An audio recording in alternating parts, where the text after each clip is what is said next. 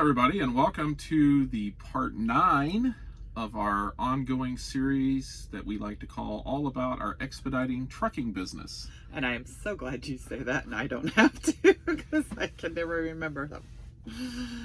Yeah, so Phrase that's our part 9 for today, and today we're going to be talking about the number one thing that causes most truck drivers or people that are in the trucking business to fail. So instead of talking about success today, we're going to talk about failure, and more importantly, how to avoid failure. Yeah, how to avoid failure so that you are successful. Right. And we've managed to do that so far since we're still in the truck. Yes, knock on wood. And I guess we'll get right to it, but the number one thing that we see that causes people to fail, and we unfortunately have almost been victim of this ourselves, is simply preparing for the unexpected, or in some cases, the expected. But if you don't know about the expected, then it becomes the unexpected. I know, that sounds really weird, but... But sometimes, certain things we know that are going to happen, we just may not know when they're going to happen. To give you an example, a catastrophic breakdown, truck failure. We have talked about it before. We had an engine that went out of this truck, and it ended up costing us around $24,000, and that was just in the repair cost. Yeah, that wasn't downtime. That was just total repair. Yeah, we were off for 7 weeks, and it's a very good possibility that we lost more money in that lost revenue than we did out here running the truck.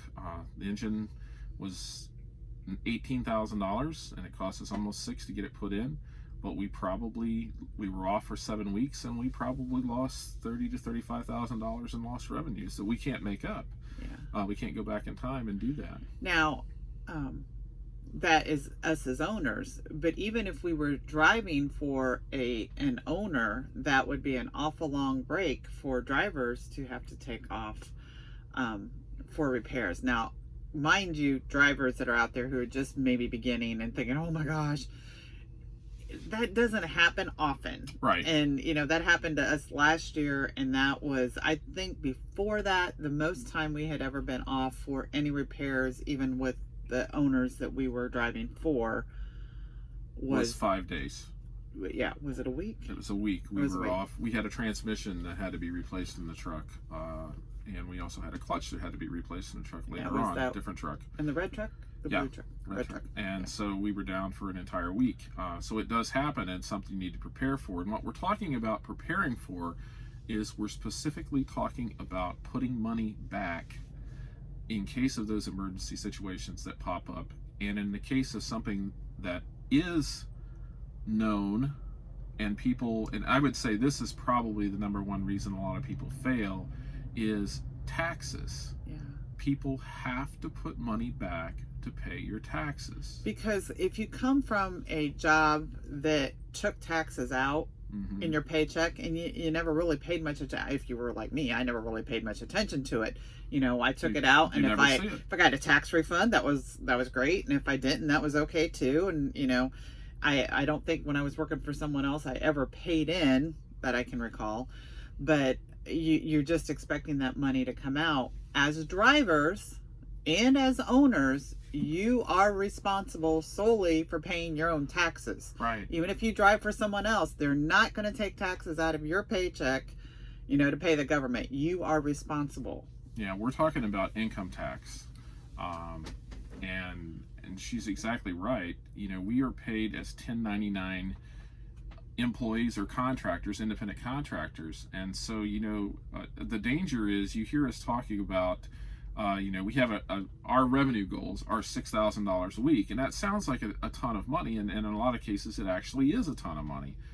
But just remember that we are going to end up paying income tax on anywhere from 15 to 25%, depending on what tax bracket you fall into, on our profit from that. So we take in $6,000. We may have expenses of maybe $1,500 for fuel and everything in a week. And so that leaves us with $4,500, which is essentially profit. Now we have other deductions that come out of that. But let's just say that we end up with $2,000 in profit, which is probably about right for the year, well, we have to set aside taxes to pay for that, anywhere from 15 to 20% each week. And 20% of $2,000 is $400 that you need to set aside, because the tax bill is going to come due at some point in time. And we're using numbers from our experience, and very general numbers, because I didn't dig out our 1040s and peer through those. But you have to have money set aside. We got ourselves almost in some very major trouble right at the beginning. We ended up being in a higher tax rate than what we expected, because we had withdrawn money from some of our retirement when we first started, which threw us up in the higher tax rate, and we ended up owing more money than we even thought. Yeah, because we paid taxes on taking it out. Right. We had already paid those taxes, and we thought we were safe. And then, lo and behold, come the end of the year, it was like, oh crap! It threw us up into the next tax bracket, which meant we owed more taxes. And the other thing that we didn't really think too much about, when you have a job and you're working in a regular job, 9-to-5 job, your employer pays half of your self-employment taxes and your Social Security taxes and your Medicare taxes.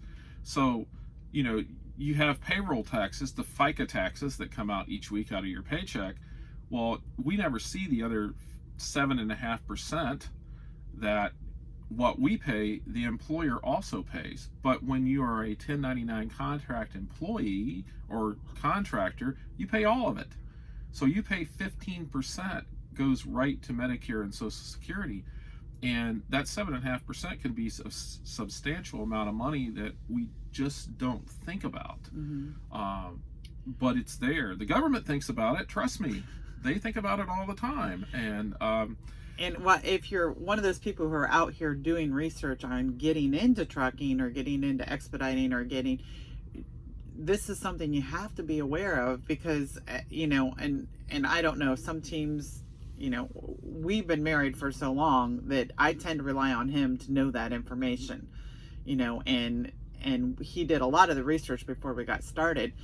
But those taxes have to come somewhere. I mean, if you just go look on, if you're working now, just look at your pay stub and see everything that's coming out, and understand that if you're contracting with someone else, either an owner or as an owner or as a driver, you're going to be responsible for everything that shows up that your employer now pays part of, and you pay the other part. Yeah, because we're going to talk about something here in a minute that we've just sort of noticed over the years, but just be aware that the tax bill can be very, very substantial. Now, we have, first of all, I should have said this up front. Oh, disclaimer. Go talk to a tax professional about this. Yes, find an accountant. We are only relating our experiences. This is in no way, shape, or form any type of tax advice, other than the fact that you're going to pay taxes. And you have to figure it out. You have to know you have to do it.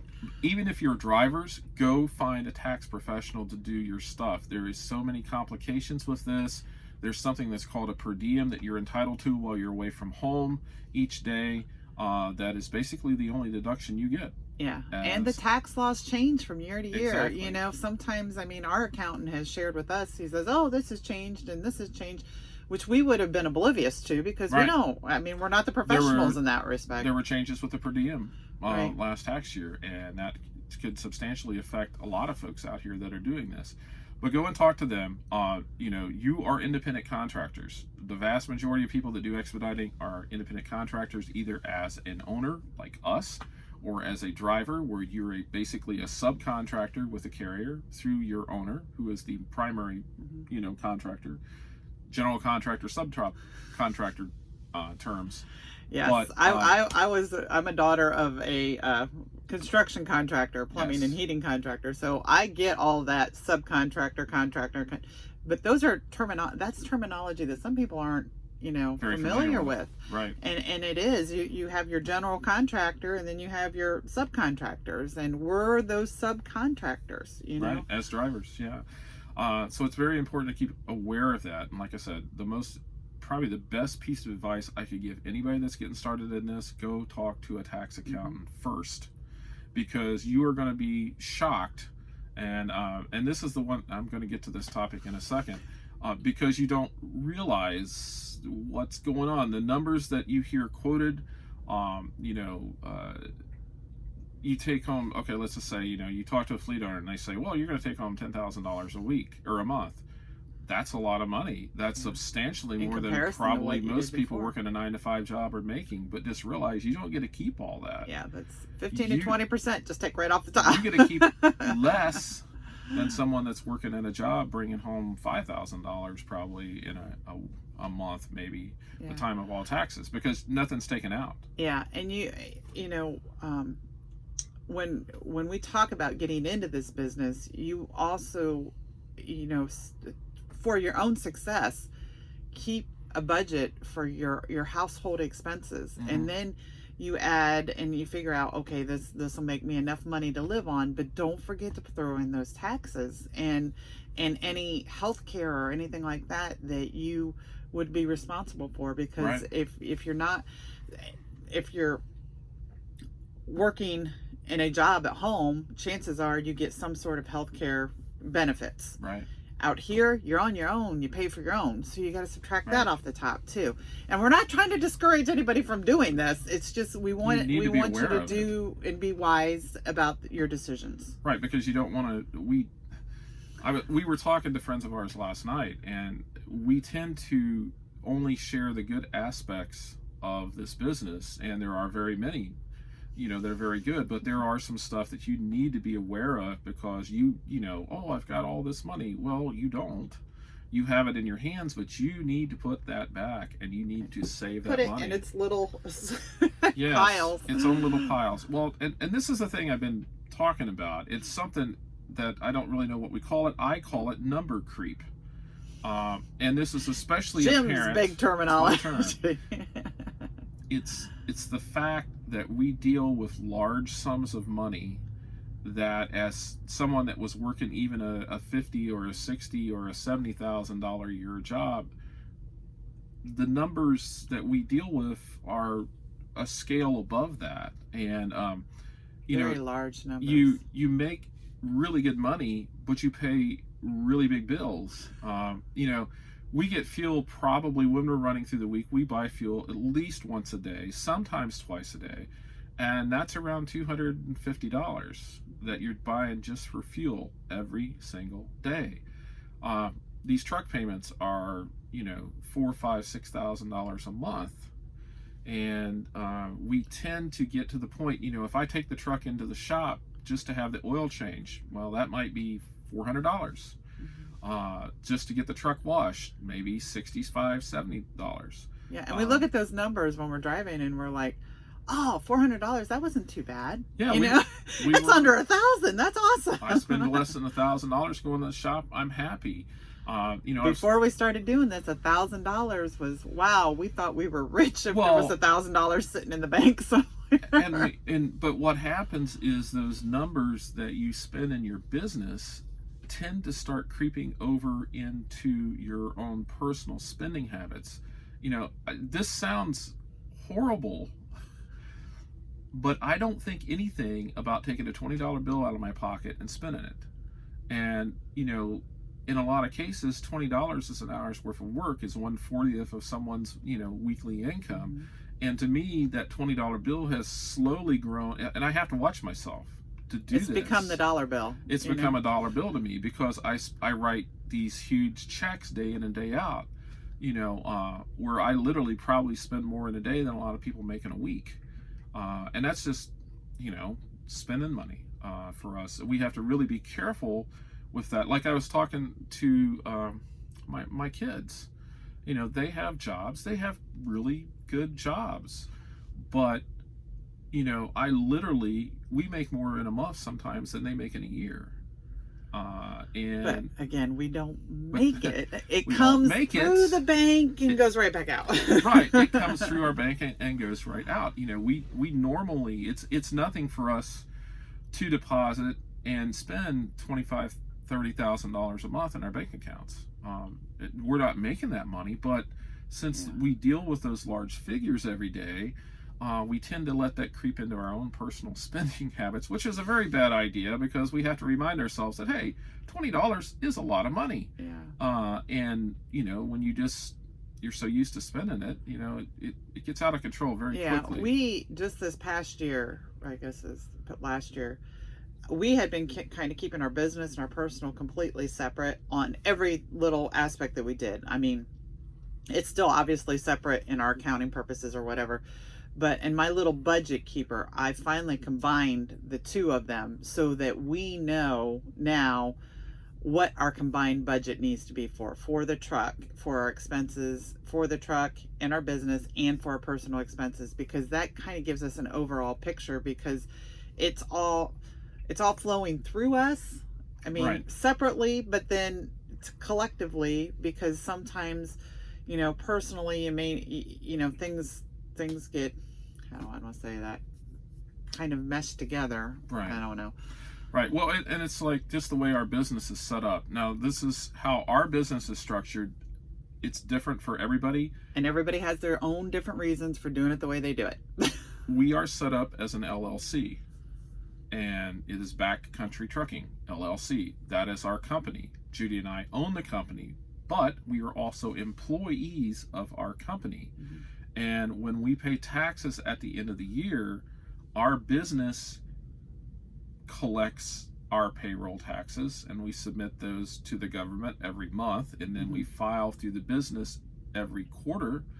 But the business doesn't really pay taxes on the income. That gets passed through onto our own personal 1040. We fill out a Schedule C, profit and loss from business, and we are the ones that ultimately pay the taxes on our own personal income tax, even though through everything, the profits come through the company into our own personal taxes. Clear as mud, right? Clear as mud. Ask your accountant. And that's why you need an accountant to do this. Our taxes. This is over 9 years of working with an accountant. Every year we go in and sit in our accountant, and we talk to him for about 2 hours, and he fills all of our paperwork out. He does everything. He's great. We really, answers all our questions, but it's a process that I don't even want to think about. I keep track of our expenses, and I hand him the paperwork, and he spits out this ginormous thing at the end of the year. This pages thick tax form of all of our forms and everything, but that's what we pay him for. And so what we have done is we actually write ourselves a paycheck, and we get a pay stub every week that has our just regular Social Security, Medicare taxes that are all taken out, workers' compensation, all this other stuff is already taken out. So part of what we see as a regular paycheck, but as a business part, then I'm it's like being in two places at once. We're two different people as well. So we get to see a lot of that, but a lot of times as drivers, when you don't have the business to take care of and you're just driving yourself, you just get a check. Mm-hmm. And that's all you see. And if you have to prepare, or else you're really going to get yourself in trouble. We've known people that have gotten themselves in deep doo-doo because they just basically didn't save. It's not that it didn't occur to them, but to have someone hand you this $1,000 check each week, and it doesn't come with a disclaimer saying, hey, you need to put some of this aside. Yeah. And as drivers, just not for the tax purposes, you definitely set stuff aside for taxes, and some people do the quarterly taxes, and again, you talk to your accountant about that. But also for the, what we consider an emergency fund. Mm-hmm. Okay, if the truck breaks down, the owner will fix the truck, but it all depends on how long the shop's going to take. It all depends on, all kinds of things, and not even just shop stuff, but even normal maintenance stuff. I mean, if you have to, you have to go in and get, oil changes, you have to go in and get PMs, and for our carrier, we have to do it so often. And you have to plan for a day for that, because sometimes the shops can't get you in right away. Right. So, what we do a lot of times is we'll call home and get into our home shop when we're home. But if we're out here on the road, sometimes they'll get you done within the first, couple hours, and then other times it takes all day. You may be sitting. And there's a lost day of revenue. Right. And as much as you can plan that out is wonderful, but then I know we do it. There's a load coming through. We're going to make more money.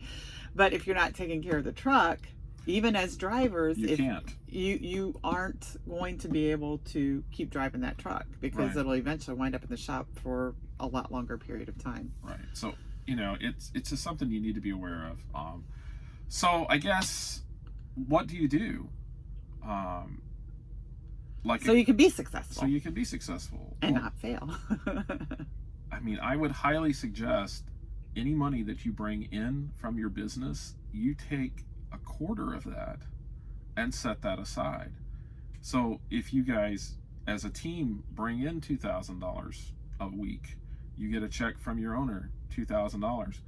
Take $500 of that and put it in the bank, because you're going to have taxes. You're going to need money for unexpected repairs, even though you're not paying for them.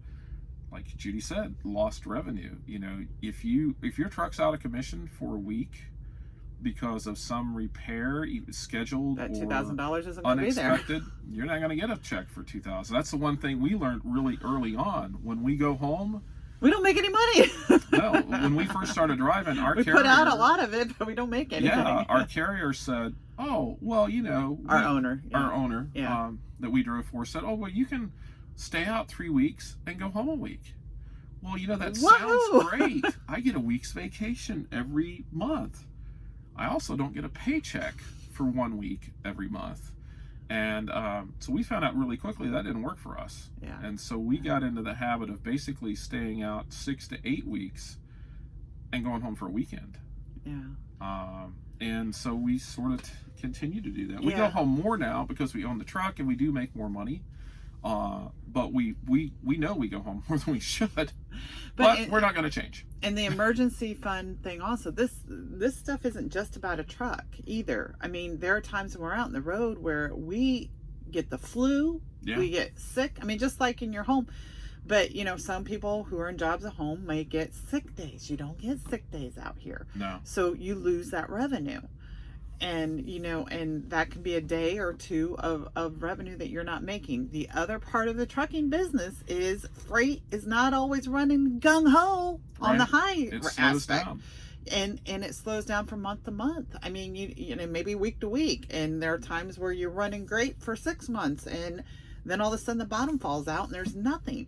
But if you're spending all that money while you're running great, when things aren't going so great, that's when people just get so uptight and so stressed out, Right. because they don't have that backup money to keep them going. Right. It can be very stressful in doing that. And so we just wanted to share some of this stuff with you guys today, that even though I know we tend to make everything sound rosy. Well, it is rosy. This is still a good job. It can be rosy. This is the best job that we have ever had, but it's not all fun and games. It's the old saying, it's all fun and games till someone, has to pay the tax man.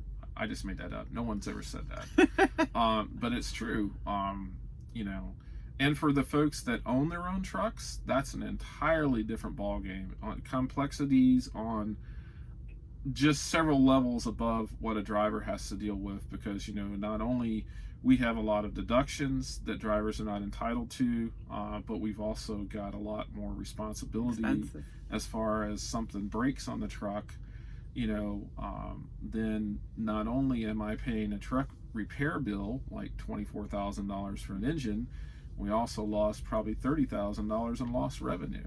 That engine cost us well over $50,000 in my pocket. Yeah. That we would have had over the course of time. And thankfully, we had made some provisions and had some funds, just to live on for those 7 weeks we were in that position. But the the paying for that repair bill was no fun, and so it took us about 6 months to pay that bill off. So I was going to say something. I can't remember what I was going to say. I stumped her. Doesn't happen very often. Oh no, I don't remember what I was going to say. But I've been around trucking ever since I was a kid, and not to say that I know more than anybody else, because I don't, but I do know that I have seen a lot of folks fail at trucking over the years, and a lot of it is they've either overextended themselves or they just haven't prepared. Everything's going good gung-ho. Trucking is a very cycling system. I mean, there's always ups and then there's always the downs. Don't think that it's always ups, because it isn't. Because everything will be going great, the fleet will be running, you'll have new customers, everything's going dandy, and then the next thing you know, a couple of trucks break and it can send people into the poorhouse. I've seen it happen. I've had it happen to relatives of mine that had trucks. Yeah. My cousin, 17 dump trucks at one point in time. Next year, flat broke. Mm. And the trucking industry doesn't always, I don't know how to explain this, doesn't really always go with the way the economy goes. It seems like it kind of lags a little bit. You know, it's just, I don't know, just over in our experiences, and I think talking about your dad's previous experiences, it just seems to be a little laggy. I remember what I was going to say now. Oh. Drivers. And this is, every owner is different out there. Mm-hmm. But if questions to ask sometimes are, you know, if there is a repair, and we're in, you know, Nevada and we live in Ohio, you know, how does that work with the owner? I could be wrong, but I do not believe that there are any owners out there who will pay you your time off. Meaning, if there's a repair, they're not going to pay for you to sit at home. And there could be. But there could be. Yeah, like I said, I don't know of any. And if you're there, please shout out and say, yeah, we do. But the other thing to check on too is some of them will pay hotel costs, and some of them will pay, you know, your trip home if it's for an extended period of time. Those are questions you can ask, you know, up front if you're looking for an owner. Or if you're already driving, just ask your owner, hey, what would happen if? Right, because everybody seems to be different. You can prepare for it. It's not what the owner is good or bad. It's so that you personally can prepare for what might happen. Right. Yeah, because it's all the unexpected. And that was sort of the whole premise of this, is you need to prepare for the unexpected. Well, how do you do that? Well, you just, you know, try to do the best you can and put money aside. And you can never know everything that is possibly going to be happening. So that's why you watch us. And I would say, and in my little fed up shirt, it says God's control, in God's control. You know, you don't know what's going to happen. No, and you can just prepare for what you know. Ask plenty of questions. Seriously, if you do drive for an owner, if you're considering driving for an owner, find out their policies as far as to, will they pay for hotel bills, will they pay for transportation home. You know, we've known people that have been out of the truck for 3 or 4 weeks for something fairly simple, but the parts just weren't available to have it fixed. And you know, we have been very fortunate that when our truck broke down, we were 3 hours from the house. Yeah. And Judy's dad came down and got us. We spent like one night in a hotel or two. Yeah, we spent one night in a hotel. The rest of the time we were at home. You know, if we would have been in California, think of that logistical nightmare to get in. Either staying the whole time or finding a way back home. We literally drove our pickup truck back down Monday and filled the whole truck bed full of stuff that we had to take home. Food. We had 2 coolers worth of food. We had just been to the store. Of course. In our truck, and all of our bedding and everything else. You know, like we told you, we don't have a bed at the house. We stay in our truck. Well, the truck was 150 miles to the south of us. So anyway, just be prepared. Yeah. The other part of being prepared is talk to your owner, especially with the tax part of it, and for your own budget. You know, tell them if they can just give you a range of what their drivers make. You know, okay, your driver, this is the lowest we've made, and this is the high-end driver that we make. And you can find someplace in the middle if that's where you're at, or if you want to be on one end or the other. That way you can prepare when you start the year or when you start with that owner, at least estimating how much money you're going to have to hold back for taxes. At least that can give you a general idea. It might be a little more, it might be a little less, but at least you can get an idea. And most owners will let you know. I mean, so that you can. So that and you share with them. That's what I'm preparing for. I just want to make sure we've got enough money set aside for taxes when we start. We don't want to have to do all this at the end. Right. And then not have enough money. Yeah. So basically, talk to people that know. And I would suggest that you set aside at least 20% of anything that you bring in for future. And if it's less than that, yahoo! Then you got some extra money. Right. And if it isn't, well, then you're not too far off. So anyway, We done? I think that's it for today. So thank you for joining us, and if you have questions, please let us know. And thank you for watching. Please like our videos, comment, subscribe, give us a big thumbs up. Ring that notification bell so you don't miss anything, and we will see you all in the next video. So long, everybody. Good night.